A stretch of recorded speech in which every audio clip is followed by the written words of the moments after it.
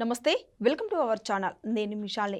భోగాపురం వద్ద అంతర్జాతీయ విమానాశ్రయం నేనే నిర్మించానని మాజీ ముఖ్యమంత్రి జగన్మోహన్ రెడ్డి గారు ఒక ట్వీట్ చేశారు. అసలు ఈ ట్వీట్ని ఏ విధంగా చూడాలి? ఇలాంటి అంశాలన్నీ చర్చించే ముందు స్టూడియోలో ఉన్నారు ప్రముఖ రాజకీయ విశ్లేషకులు అంకమ్మరావు గారు ఉన్నారు. వారిని అడిగే విషయాలను తెలుసుకునే ప్రయత్నం చేద్దాం. నమస్కారం సార్. సార్, ఇప్పుడు కూటమి ప్రభుత్వం అన్నిటికి ముందుకు దూసుకెళ్తుంటే అన్ని పెట్టుబడులు కావచ్చు, మొత్తం అమరావతి ప్రాజెక్ట్ కావచ్చు, ప్రతి ఒక్కటి చూసుకుంటే అన్ని ముందుకెళ్తా ఉన్నారు. అయితే ఇప్పుడు భోగాపురం వద్ద అంతర్జాతీయ విమానాశ్రయం కూడా నేనే నిర్మించాను, జగన్మోహన్ రెడ్డి ప్రతి ఒక్కదానికి అడ్డుపడుతూ కెరీట్ మొత్తం నాది, చెప్పుకునేది మీది అని చెప్పి జగన్మోహన్ రెడ్డి కూటమి ప్రభుత్వం మీద విమర్శిస్తున్నారు సార్. జగన్మోహన్ రెడ్డి విమర్శలను ఏ విధంగా చూడాలి సార్? అసలు ఇప్పుడు ఆయన అడ్డుపడితే ఆగదు. జగన్మోహన్ రెడ్డి చేశాను అంటే ఇంత చేస్తే ఇంత చెప్పుకుంటాడు అతను. అవును. మరి ఆ రోజు చెప్పుకోలేదు అంటే చేయనట్టే కదా. ఇక్కడ భోగాపురంలో విమానాశ్రయం నిర్మించాలని చెప్పనే ఆలోచన తెలుగుదేశం ప్రభుత్వానికి, చంద్రబాబు నాయుడు గారిది. కర్త క్రియ కర్మ అంతా కూడా చంద్రబాబు నాయుడు గారు ఆనాటి ఆ ప్రభుత్వం తీసుకున్నటువంటి నిర్ణయాలు. భూసేకరణ చేశారు. ఆయన మొట్టమొదట దాని మీద వ్యతిరేకంగా మాట్లాడింది జగన్మోహన్ రెడ్డి. మీరన్నట్టు ఎర్ర బస్సు కూడా రాని ప్రదేశాల్లో విమానాశ్రయం ఏర్పాటు చేస్తారని చెప్పుకొని మాట్లాడాడు. కావాలంటే క్లిప్పింగ్ అంతా చూసుకోండి.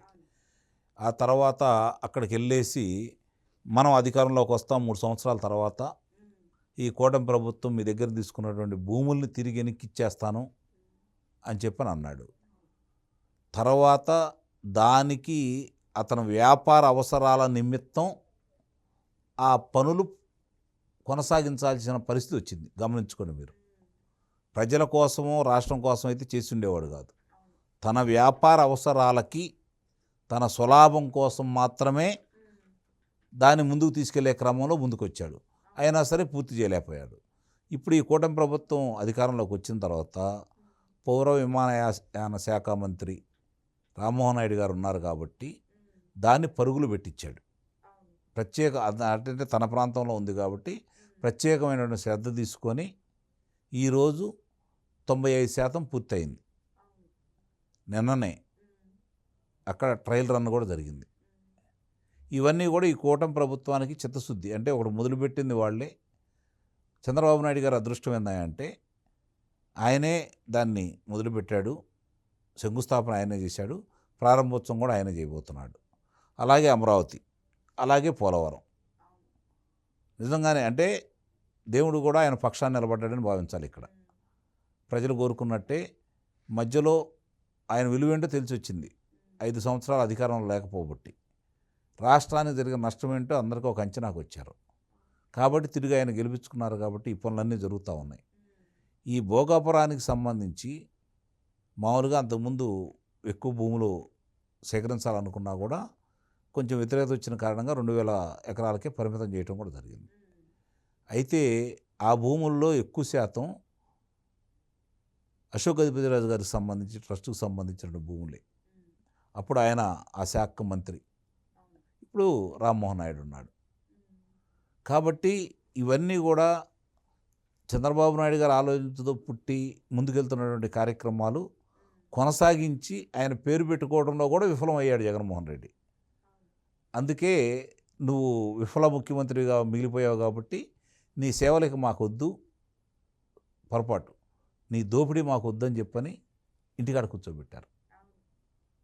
ఇవన్నీ తెలియని మనిషి అయితే కాదు జగన్మోహన్ రెడ్డి, తెలుసు అతనికి, అతని మనుషులందరూ కూడా. ఏంటంటే 2014 నుంచి 2019 వరకు అధికారంలో ఉన్నాడు కాబట్టి అంతకుముందు రాజశేఖర రెడ్డి అబ్బాయిగా 67 స్థానాలు ఇచ్చారు. 67 స్థానాలు ఇచ్చి ఈ ప్రభుత్వం మీద అన్ని అబద్ధాలు చెబుతున్నాడు కాబట్టి ఒకసారి చూద్దామని చెప్పి 151 స్థానాలు ఇచ్చారు. నీ పరిపాలన చూశారు కాబట్టి 11 స్థానాలు పరిమితం చేశారు. అంటే ప్రజలు నీ పరిపాలన ఏ విధంగా అర్థం చేసుకున్నారు, నీకు అర్థం కాకపోవడం అనేది నీ దురదృష్టం, ఆంధ్ర రాష్ట్ర ప్రజల అదృష్టం.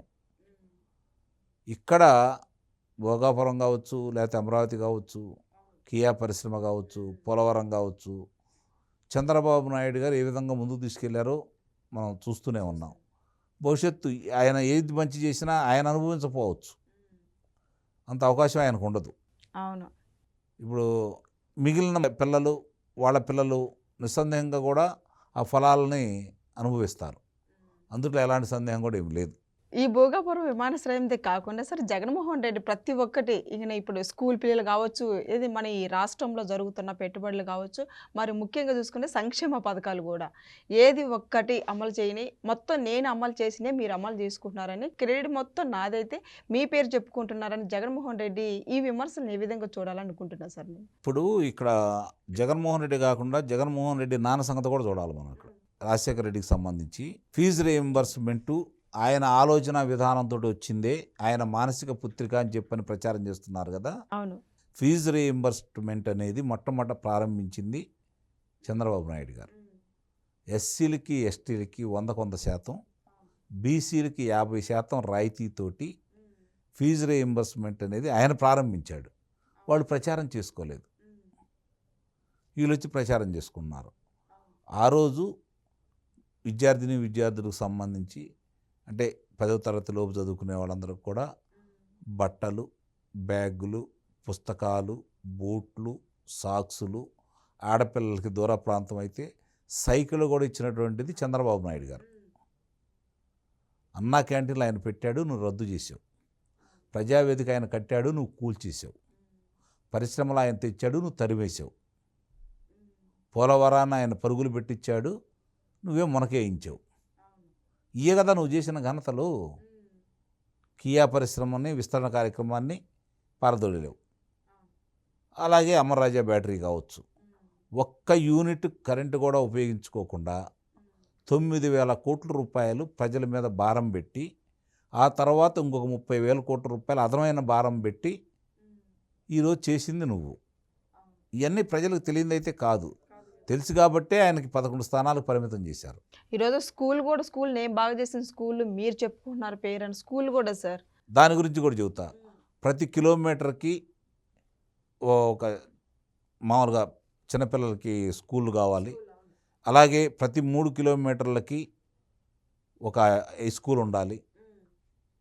ప్రతి 5 కిలోమీటర్లకి ఇట్లా చంద్రబాబు నాయుడు గారు ఆ విద్యా వ్యవస్థను ఆ రోజు ముందుకు తీసుకెళ్ళాడు. రెండోది డిఎస్సి, 9 సార్లు ఆయన డిఎస్సి వేశారు. 9 సార్లు ఆయన డిఎస్సిలో 190,000 మంది అధ్యాపకులు ఆయన నియమించుకున్నాడు. అన్న నందమూరి డిఎస్సి మొదలుపెట్టిందే అన్న నందమూరి తారక రామారావు గారు. అంతకుముందు బతకలేక బడిపంతులు అనేవాళ్ళు. అన్నగారు వచ్చిన తర్వాత, తెలుగుదేశం ప్రభుత్వం వచ్చిన తర్వాత వాళ్ళ యొక్క జీవన ప్రమాణాలే మారిపోయినాయి. రాజశేఖర రెడ్డి 2 సార్లు, కిరణ్ కుమార్ రెడ్డి 1 సారి వాళ్ళు డిఎస్సి అమలు చేశారు. నువ్వు ప్రకటించావు, అమలు చేయలేకపోయావు. ఇంకా విద్యా వ్యవస్థలో ఆయన తీసుకొచ్చినటువంటి సమూల మార్పులు ఏంటి? అది ఇంగ్లీష్ మీడియం అన్నాడు, అప్పుడు ఇంగ్లీష్ మీడియం తీసుకొచ్చారు. ఇప్పుడు కూటమి ప్రభుత్వం వచ్చిన తర్వాత ఇంగ్లీష్ మీడియం తీసేశారని మాట్లాడుతున్నాడు. ఇంగ్లీష్ మీడియం అంటే ఈరోజు కేంద్ర రాష్ట్ర ప్రభుత్వాలు ఒక నిర్ణయానికి వచ్చినాయి. ఏ విధంగా 10వ తరగతి వరకు ఏ రాష్ట్రానికి సంబంధించిన భాష అయితే ఉంటుందో అధికార భాష, దాంట్లోనే కొనసాగించండి, కావాలనుకున్న వాళ్ళకి ఇంగ్లీష్ మీడియంలో చెప్పండి అని అన్నారు. ప్రతి స్కూల్లో అవి ఉండే కదా, ఇంగ్లీష్ మీడియం చదువుకునే వాళ్ళు ఉన్నారు, తెలుగు మీడియం చదువుకునే వాళ్ళు. ఎక్కడ ఆపేశారు? స్కూల్లే మూసేయలేదు కదా, ఇంకా అదనంగా వీళ్ళు వచ్చి మొదలుపెట్టారు కదా. సుందరీకరణ అని చెప్పని గందరగోళం చేసి ఏదో చేయాలని కొన్నిసార్లు కొన్ని మాత్రం స్కూళ్ళు కాస్త అంతకుముందు కంటే మౌలిక వసతులను బాగానే ఏర్పాటు చేశాడు. దాన్ని మనమే కొట్టిపారేయలేదు, చెప్పింది చేసిందా అంతే. అతను సమూలంగా మార్పులు తీసుకొస్తే 5 సంవత్సరాల్లో ప్రామాణికంగా తగ్గకుండా ఎందుకు వచ్చారు? విద్యార్థులు 3 లక్షల మంది పైన డ్రాప్అవుట్ ఉంది.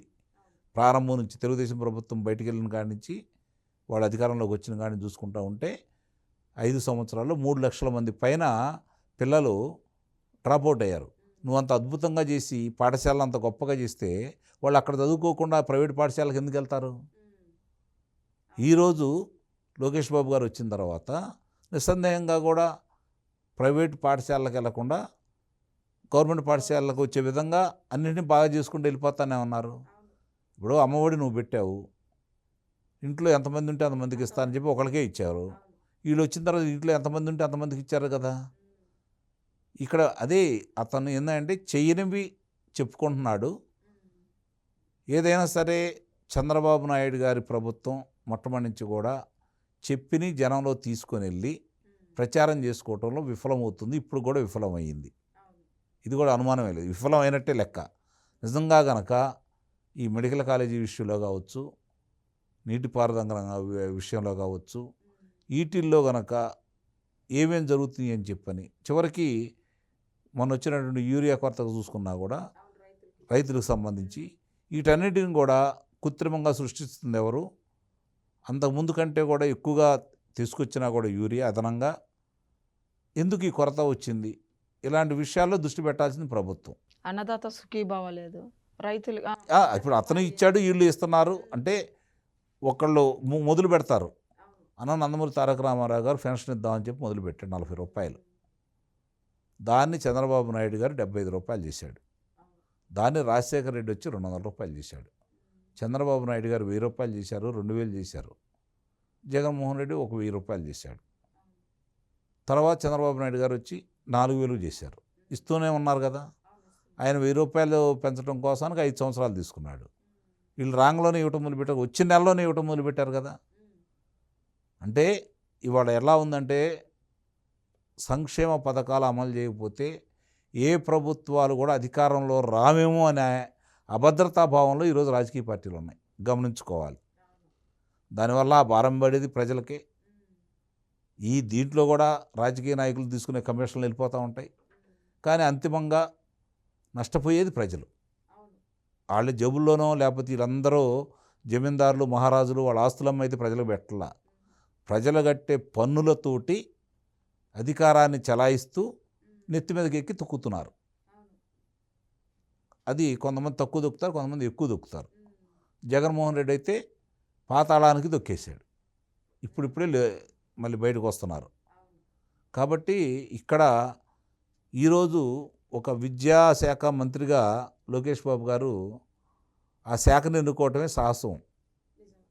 ఈరోజు పెను మార్పులు తీసుకొస్తున్నాడు. ఒకేసారి అన్నీ పూర్తి కావు. ఈ 5 సంవత్సరాల్లో ఆయన అనుకున్నట్టుగా పాఠశాలలు అలాగే ప్రభుత్వ కళాశాలలు కూడా అద్భుతమైన పురోగతి సాధిస్తాయంటే అనుమానమే లేదు. ఎందుకంటే చెయ్యాలనుకున్న తపన ఒక నాయకుడికి ఉంటే ఎన్ని అద్భుతాలు చేయొచ్చో అటు లోకేష్ బాబు గారు చూపిస్తున్నారు. చంద్రబాబు నాయుడు గారి గురించి మనం చెప్పే పని లేదు. ఆయన గురించి విజనరీ. ఈరోజు ఇన్ని ఫలాలు అనుభవిస్తున్నారు అంటే ఆయన పుణ్యమే. ఇంకా ఇప్పుడు ఆయన తీసుకొచ్చేదానికి నిన్నటిదాకా మేము 5 సంవత్సరాల్లో 20 లక్షల ఉద్యోగం అన్నారు. మళ్ళీ ఒకేసారి ఇప్పుడు 16 లక్షల ఉద్యోగ కల్పన జరగడం మొదలుపెట్టడంలోనే ఆయన ఇప్పుడు నా టార్గెట్ 50 లక్షలు అంటున్నాడు. Thank you sir.